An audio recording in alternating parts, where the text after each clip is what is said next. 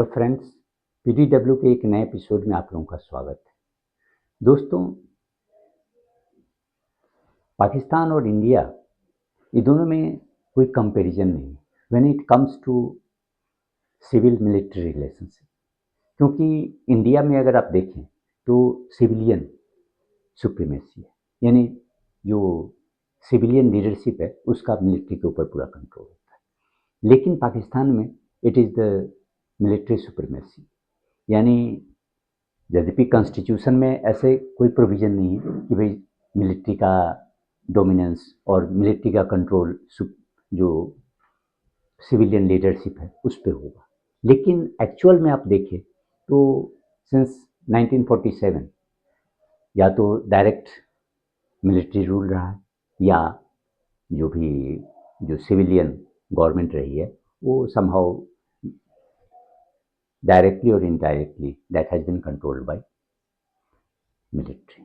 और even recent में अगर आप देखें तो इमरान खान कई टाइम से कि Imran Khan himself was not an elected leader, he was suppose to be the appointed leader. और ये सारे जो अपोजिशन पार्टी थी उसका ये कहना था। और उसके बाद अगर आप देखें कि जैसे ही इमरान खान का जो रिलेशनशिप है वो आर्मी चीफ के साथ खराब हुआ, उसके बाद उसके अगेंस्ट में बहुत सारे जो कहने की प्रॉब्लम आने लगे उनके ऊपर और बाद में उनको जाना ही पड़ा। यद्यपि ये नहीं कि हाँ उसके गवर्नमेंट को डिसमिस कर दिया गया और he was removed through constitutional way, क्योंकि उसकी party didn't have the majority in lower house. लेकिन अगर आप रिसेंट गवर्नमेंट को देखें, शहबाज शरीफ गवर्नमेंट, तो actually it was the PTI यानी इमरान खान की पार्टी जो despite all the obstacles that was created by army on its way before the general elections, उसके बावजूद भी पीटीआई ही लार्जेस्ट पार्टी के तौर पर उभरी थी और it had been able to somehow form the government with the help of its like minded party. लेकिन ये होने नहीं दिया। और अब आप देखें कि शहबाज शरीफ की गवर्नमेंट बनी with the help of Pakistan Peoples Party. लेकिन अब ऐसा है कि ये जो 27th अमेंडमेंट लाया गया, now situation has change drastically. ये 27th अमेंडमेंट के बाद एक जो सिविल और मिलिट्री रिलेशनशिप था, यद्यपि एक्चुअल में तो ऐसा कुछ था नहीं, civil leadership was controlled by the military, लेकिन constitutionally at least civilian government can claim control over the military. लेकिन वो अब ऑलमोस्ट पूरी तरह धराशायी हो गया। और ये जो आर्मी चीफ आसिम मुनीर ने बड़ा ही टैक्टफुली और कहने की इस चीज़ को हैंडल किया। सबसे पहले तो आप ये देखें कि ये जो 27th अमेंडमेंट के बाद हुआ क्या है, कैसे ये जो control and command of the arm forces has been drastically changed. इस अमेंडमेंट के तहत एक नए पोस्ट का क्रिएशन हुआ और that is called chief of defence forces. और इस चीफ ऑफ डिफेंस फोर्सेस का कंट्रोल तीनों ही विंग पे होगा, आर्मी, नेवी और एयरफोर्स पे होगा, यानी ही will be the head of all the three forces. लेकिन इंटरेस्टिंगली ऐसा नहीं है कि हाँ ये जो पोस्ट है वो कोई 5 स्टार जनरल ही होल्ड करेगा। इनफैक्ट जो आर्मी चीफ है ही will be the chief of defence forces. It means army के among the three wings it is the army which has control over the other, यानी arm forces का मतलब हो गया कि भाई आर्मी, और ये अदर जो डिफेंस आर्म फोर्सेस के जो अदर टू विंग्स हुए, भाई एयरफोर्स या navy, that will be basically subjected to the army. तो इस तरह से एक जो तीनों ही जो आर्मी, नेवी और एयरफोर्स के बीच में एक इंडिपेंडेंस था हर विंग का, वो खत्म कर दिया गया। यानी now army has the dominance और army has the supremacy over two other forces, naval forces और दिस एयरफोर्स। और उसके अलावे उसमें एक प्रोविजन भी बना दिया गया कि कभी भी ये जो आर्मी चीफ होगा वही इस पोस्ट को होल्ड करेगा एंड उसका टेन्योर जो है वो 5 इयर्स कर दिया गया। और उससे भी अगर आप देखें कि ये जो आसिम मुनीर ने किस तरह से पहले की पावर को अपने में सेंट्रलाइज कर लिया। एक तो हो गया कि भाई एक तो आर्मी चीफ होगा और he is already army chief. Second कि वो चीफ ऑफ डिफेंस फोर्सेस, क्योंकि आर्मी चीफ हो वही चीफ ऑफ डिफेंस फोर्सेस होगा। तो दूसरी बात, और एक और उन्होंने एक नया कह लें कि जो कंट्री का जो न्यूक्लियर एसेट्स है उसको मैनेजमेंट के लिए एक न्यू पोस्ट का क्रिएशन किया, और that is the commander of national strategic command which will look after the nuclear assets as well as the delivery systems related to that. और ये जो पोस्ट है commander of national strategic command, ये PM के through appoint होगा, लेकिन ही will B prime minister will appoint the commander at the on the recommendation of army chief or on the recommendation of कहेंगे chief of defence forces. तो इस तरह से ये जो तीनों ही पोस्ट है वो army chief of defence forces and basically indirectly कह लें कि commander of national strategic command, ये तीनों एक ही आदमी के अंदर में कंट्रोल आ जाता है। और इस तरह से हम कह लें कि ये जो सीडीएफ का पोस्ट होगा यानी आर्मी चीफ होगा, he will be the most powerful person in the country. और at present it is the field marshal Asim Munir who will be holding this post. और माने उसने हर तरह से अपने पोस्ट को सिक्योर किया है और अपनी लॉन्जेविटी भी बढ़ा ली है, क्योंकि अभी तक तो ऑलरेडी वो नवंबर में रिटायर होने वाला था, 3 साल उसके हो चुके हैं। लेकिन अब होगा कि जैसे जो सीडीएफ का जो टेन्योर बनाया गया है वो 5 इयर्स का है, और now that 5 years will start now, यानी उसके जो 3 साल है उसका कोई मतलब नहीं। उसका जो टेन्योर होगा आसिम मुनीर का जो new as a chief of defence forces, that will start from now. यानी अगले 5 साल तक वो आर्मी चीफ भी रहेंगे और चीफ ऑफ डिफेंस फोर्सेस भी होंगे। मान कितना श्रीव्ड वे में इसने अपने पावर को कहने की एक्सटेंड कर दिया है और अपने control over the entire country in fact, क्योंकि ये तो डिफैक्ट क्या देजोर ही हो गया, वो कंट्रोल तो अपने मिलिट्री पे और कंप्लीट मिलिट्री फोर्सेस पे उसका तो कंट्रोल ही गया। और इवन जो स्ट्रेटेजिक कमांड है उसके थ्रू जो न्यूक्लियर एसेट पर अब कोई सिविलियन कंट्रोल नहीं है, ये सारे पावर ये जो सीडीएफ होंगे आसिम मुनीर उन्हीं के हाथ में सेंट्रलाइज्ड होगा। इतना ही नहीं, अभी तक तो जो पिछले जो भी डिक्टेटर मिलिट्री डिक्टेटर्स हुए हैं उनकी जो स्थिति हुई है और उनका जो जिस तरह से अंत हुआ है उससे भी इन्होंने बहुत कुछ सीखा है। सबसे पहली बात है कि ये जो बाकी चाहे वो फील्ड मार्शल अयूब खान हो या याहिया खान हो, जनरल जियाउल हक हो या जनरल परवेज़ मुशर्रफ, तो ये सारे लोग डायरेक्ट पावर को कंट्रोल कर रहे थे क्योंकि they had become overtly military dictators. लेकिन उसके कारण हुआ कि भाई लोगों में असंतोष पैदा हुआ, डिसइल्यूजनमेंट, और वे लोग they came on the streets.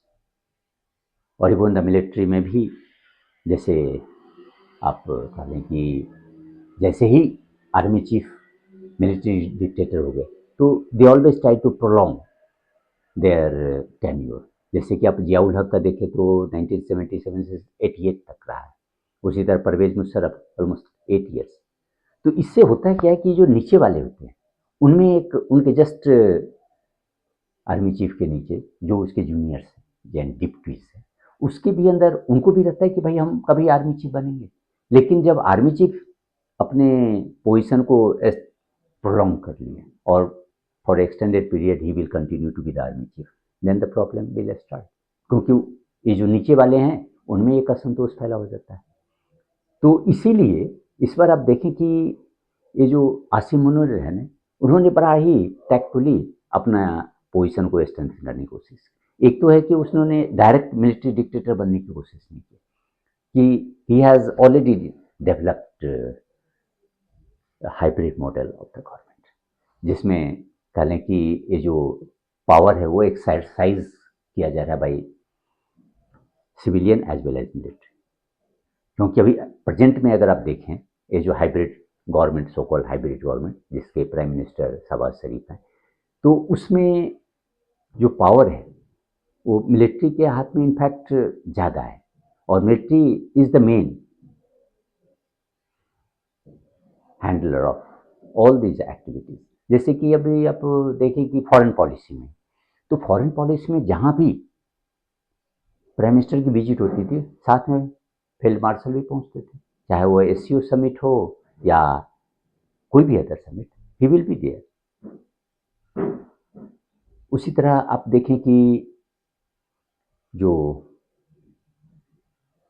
Economic field में स्पेशल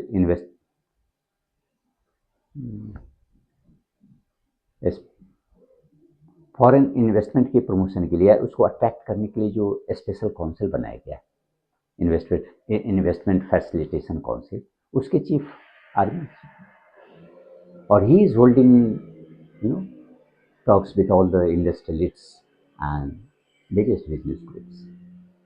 वो सारे प्रॉब्लम को देख रहे हैं। यानी ये कोई भी एरिया नहीं है स्टेट का जो जिसमें मिलिट्री का इंटरफेरेंस नहीं हो। सारे जो की पोस्ट हैं that is held by military, लेकिन फेस जो है वो सिविलियन गवर्नमेंट का, क्योंकि बिहाइंड फ्रंट में तो सिविलियन है, लेकिन बिहाइंड द सीन ये सारे आर्मी वाले हैं।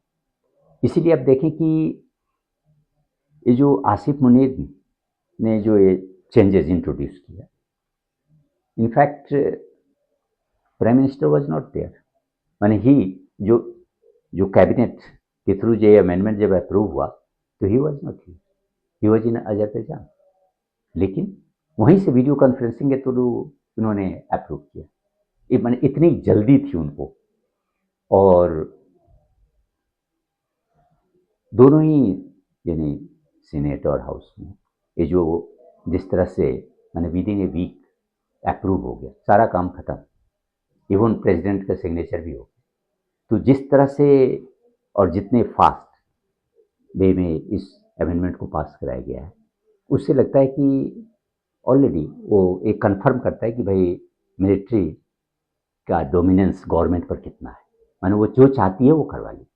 और इसमें अगर होता कि भाई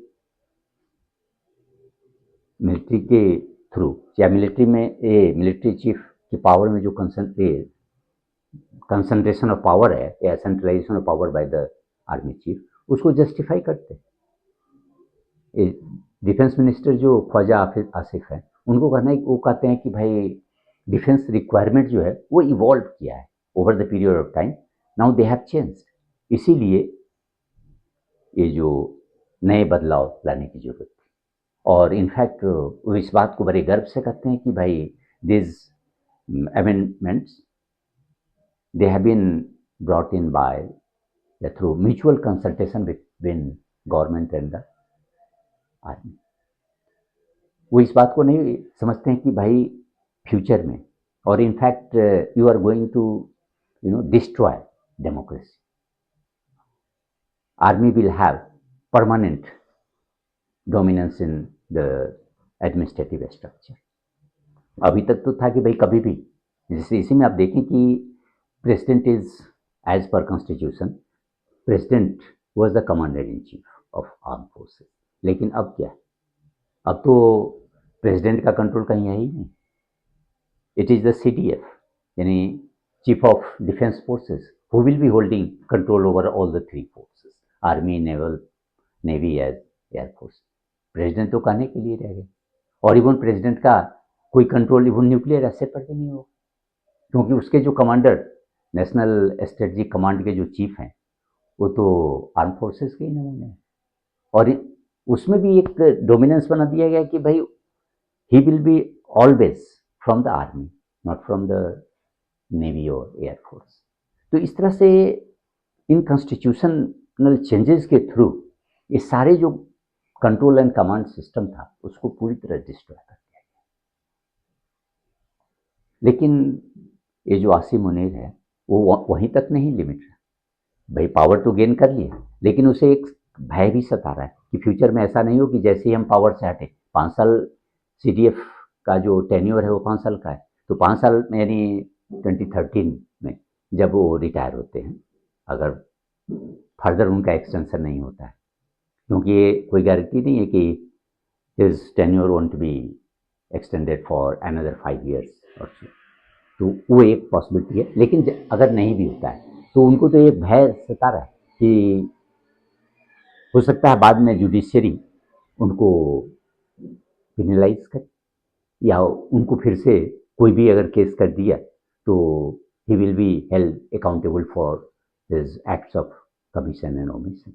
तो इसका भी उन्होंने बड़ा ही, इससे भी अपने को बचा लिया, क्योंकि उसे पता है कि किस तरह से ट्रेजन का केस परवेज मुशर्रफ के अगेंस्ट में चलाया गया और उनकी क्या स्थिति हुई। तो उसी तरह से उसको, उससे अपने को प्रोटेक्ट करने के लिए इन्होंने क्या किया कि भाई ये जो फील्ड मार्शल है, यानी 4 स्टार के बदले 5 स्टार जो भी जनरल्स हैं, उनका rank, privileges and will be for life.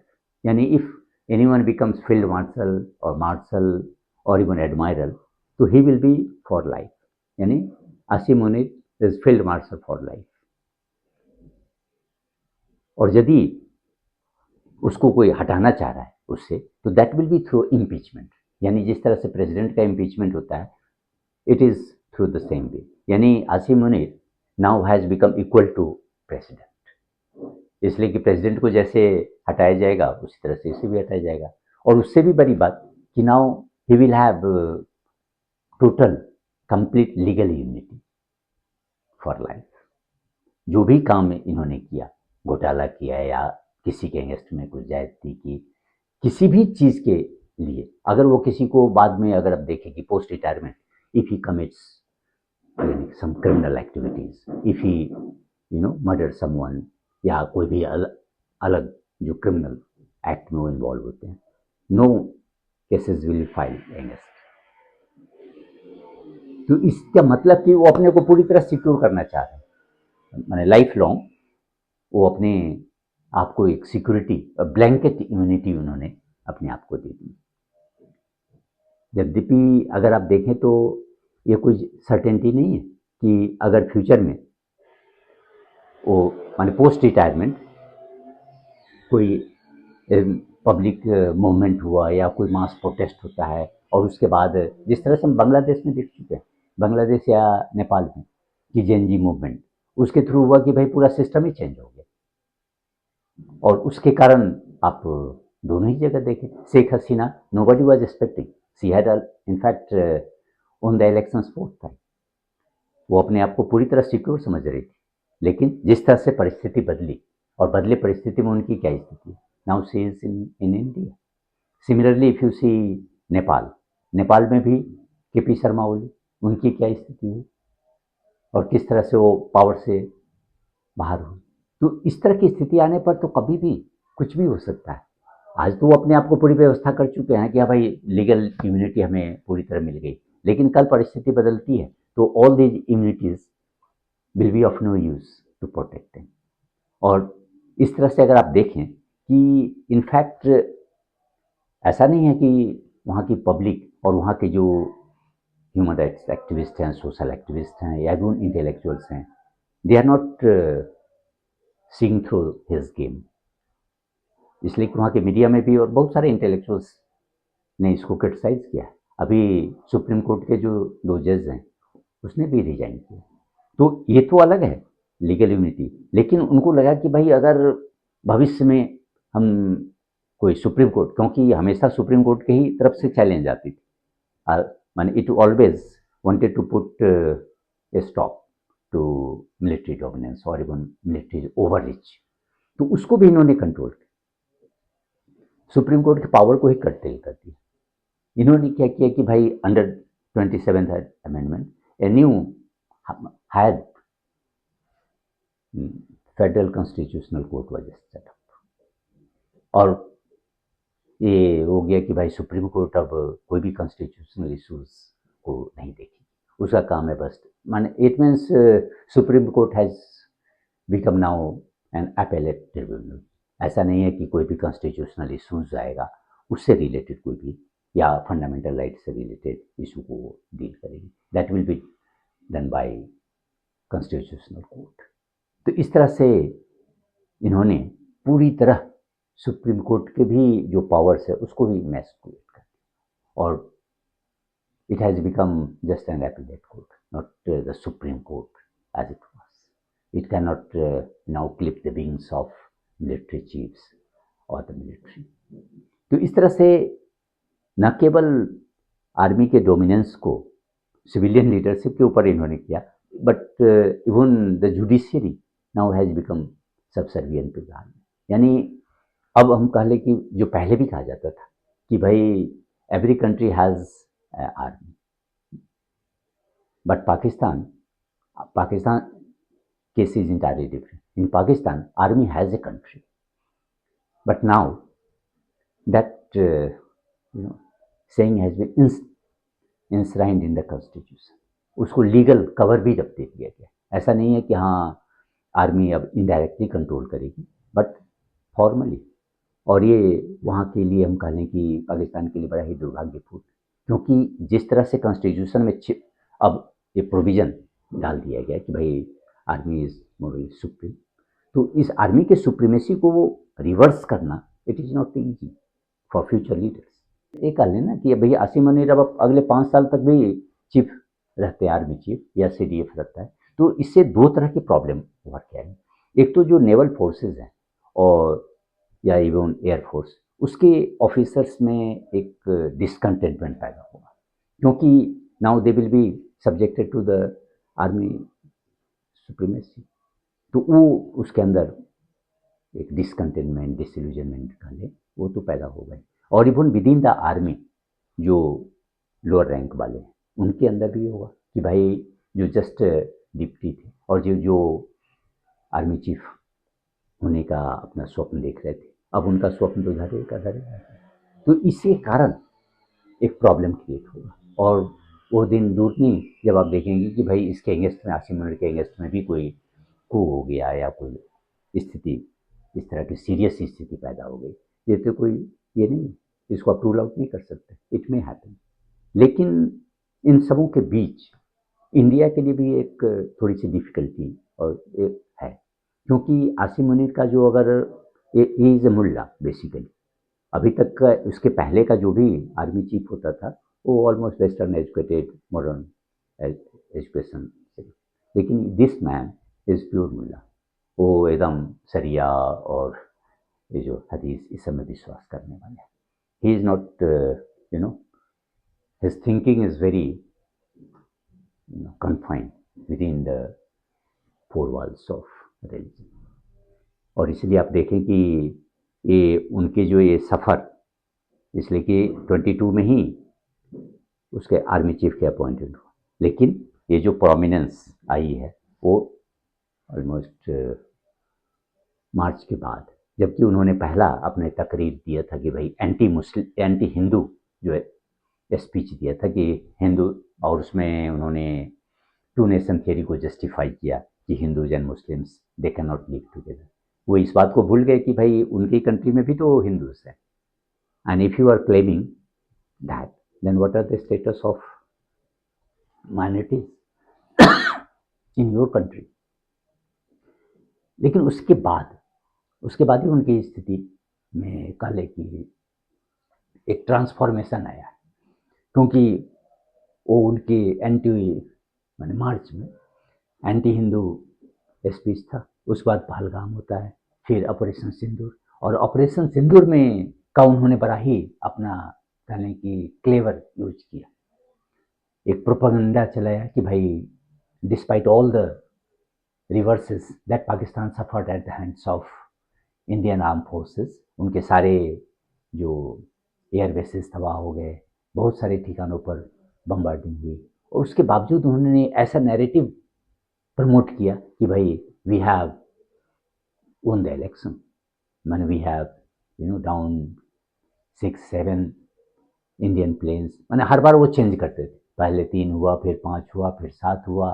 जिस तरह से प्रेसिडेंट ट्रंप का स्टेटमेंट में ये जो number of fighters shot down, ये जो चेंज होता रहता है, उसी तरह इन लोगों ने भी अपना करते रहा।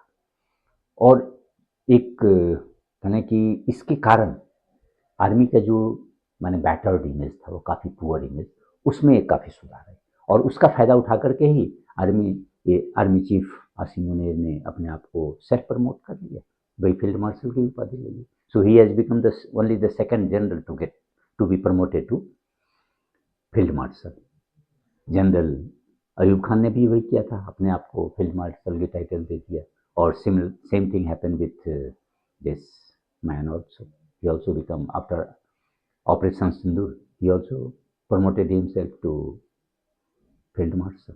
तो इस तरह से देखें कि ये man he is a very clever गाय, और इस तरह से अपने आप को इन्होंने ग्रेजुअली अपने पोजीशन को स्ट्रेंथन किया, और in fact now for 5 years he will be enjoying his position if or until there is no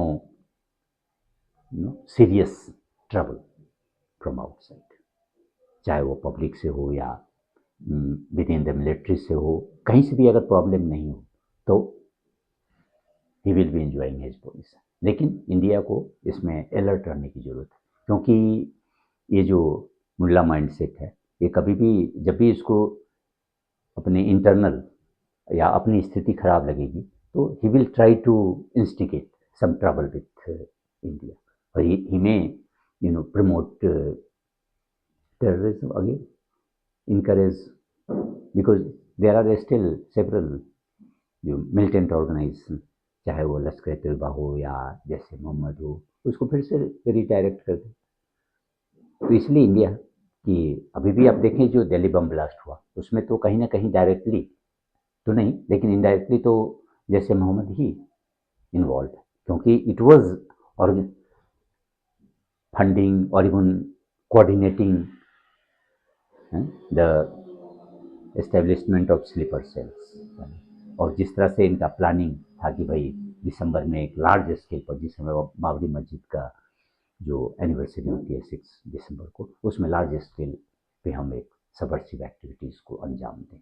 तो इस तरह से डायरेक्टली और इनडायरेक्टली वो कभी भी आसिम मुनीर ये काम कर सकता है, और उसके लिए, और ये हमेशा रहे कि now he is the most powerful person इन पाकिस्तान। तो अपने आप को बचाने के लिए जब भी कोई प्रॉब्लम उसको दिखेगा, तो अपने आप को बचाने के लिए ही कैन डू इट, और इंडिया को इसमें अलर्ट रहने की जरूरत है। धन्यवाद।